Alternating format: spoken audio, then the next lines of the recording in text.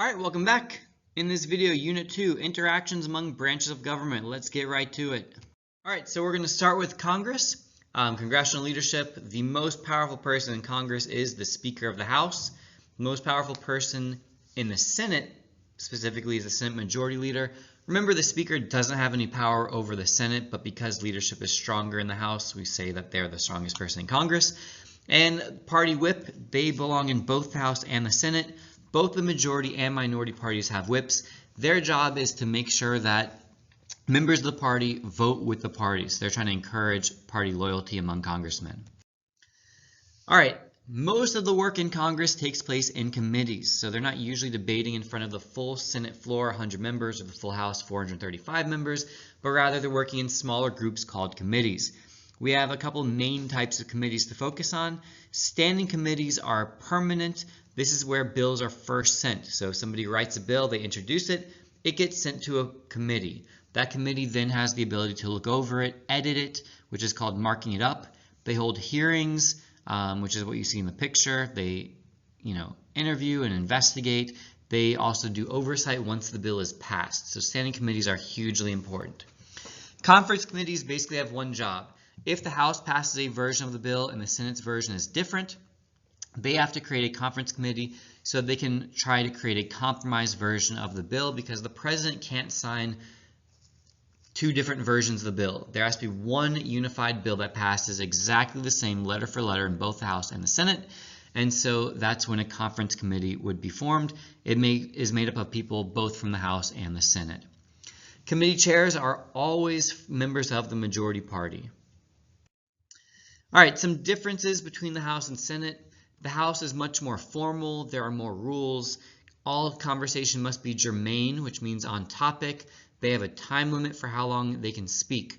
So again, this shows why leadership is more important, because your average member of the House doesn't have much influence on his or her own. There also is a House Rules Committee, which sets a lot of these rules, like the time limit, whether or not amendments will be allowed to be added to the bill, those sorts of things. And lastly is that they do have the ability to generate all tax and revenue bills. So they must originate in the House, and the committee is the House Ways and Means Committee, where all these tax and revenue bills will start.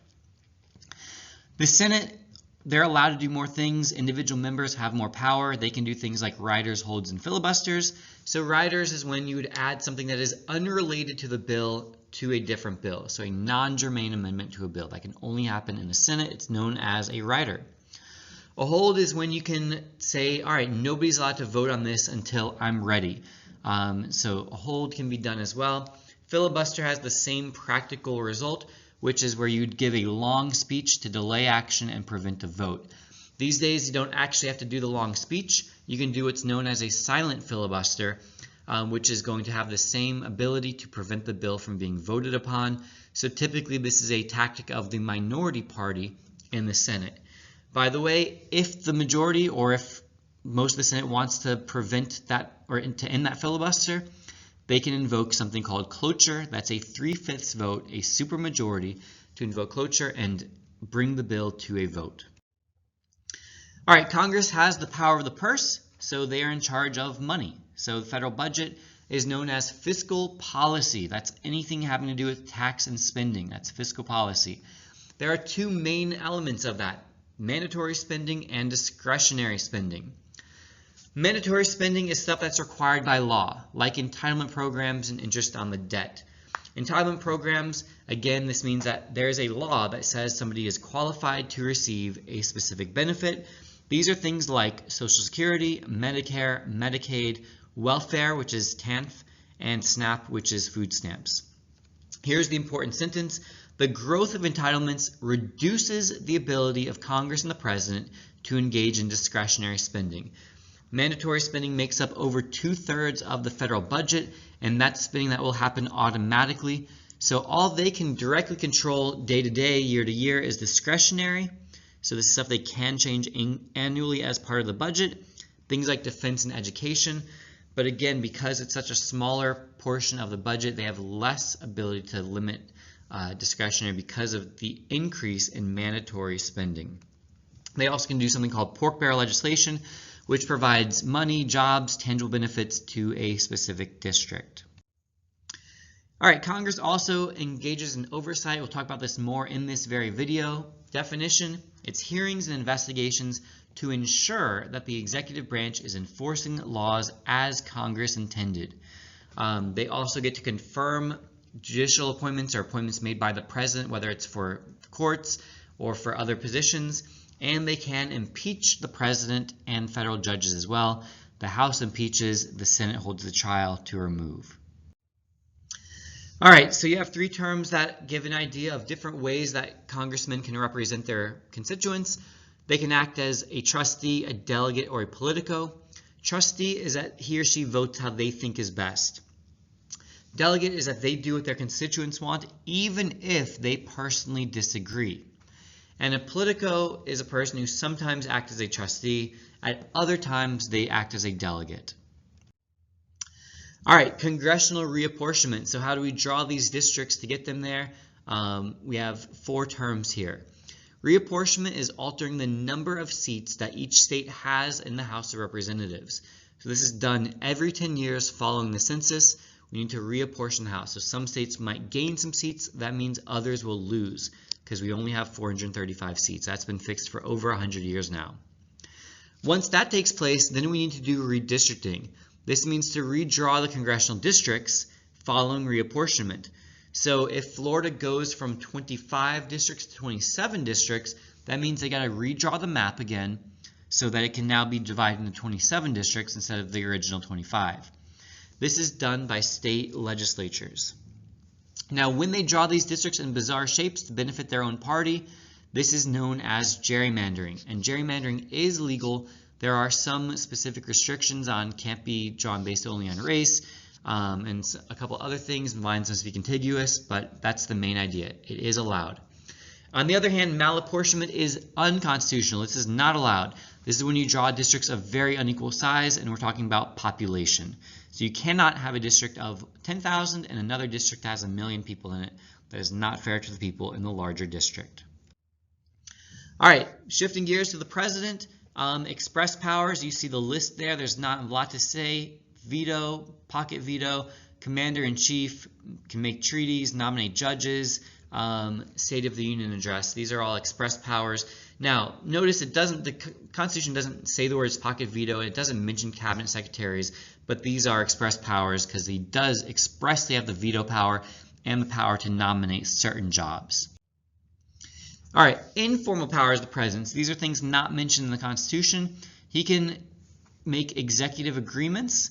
This is where he makes an agreement with the head of state from another foreign country. Presidents like doing these lately because they don't require Senate ratification like a treaty does. Presidents rely heavily on bargaining and their power to persuade because they don't have very many express powers. That's kind of the point of the last slide. Part of that power to persuade comes with the bully pulpit. This is where the president has a position of authority that allows him to speak out on any issue, and whatever he says will become newsworthy. So he sees something going on, he can tweet about it, and that's going to be news. So he can get his opinion out there and try to force things in the direction he wants them to go. Presidents can issue executive orders. These have the power of law.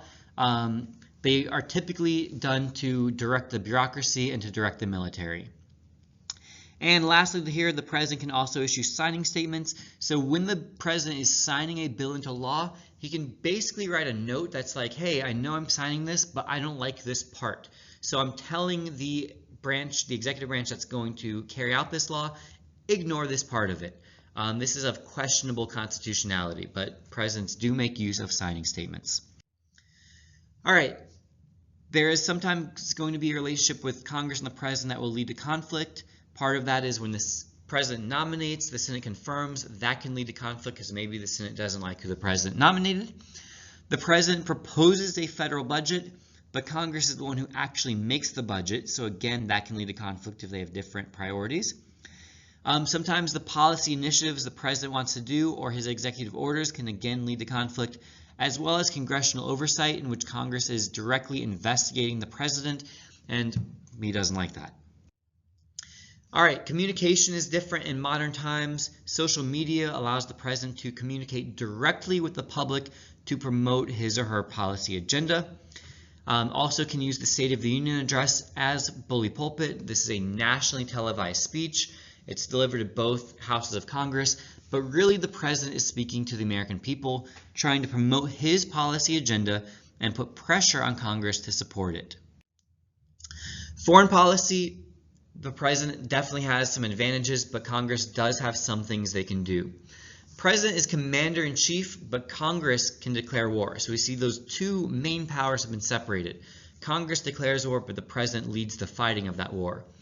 On the left-hand side, you have presidential foreign policy powers, nominating ambassadors, making treaties, executive agreements, executive orders, and the fact that the defense and diplomatic and intelligence services report to the president directly. Those all give the president an advantage when it comes to foreign policy. The most significant thing Congress has is that they have the power of the purse. You cannot fight a war without money, so that's the biggest power Congress has over the president in foreign policy. They do have ratification power, they have confirmation power, again, congressional oversight to investigate, and they do have the war powers resolution, which hasn't been very effectual, but they have some powers to try to counter the advantages the president has in foreign policy. All right, the bureaucracy.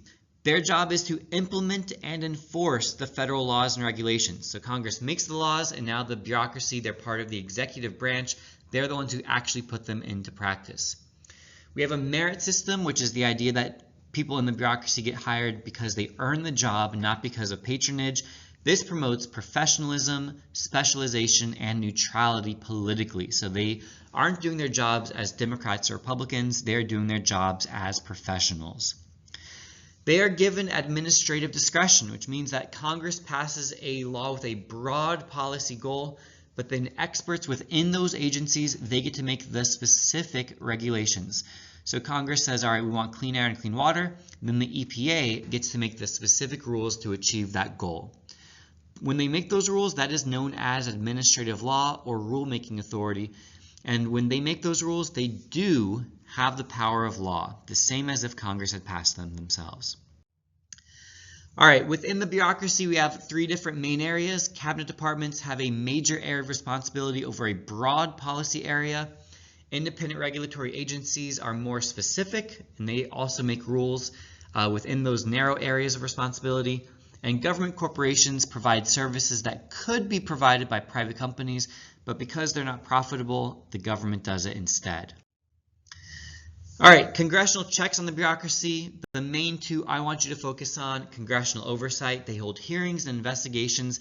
So they look into what that agency is doing. If they don't like it, because they have the power of the purse, they can lower their budget. If they do like what they're doing, they can increase their budget.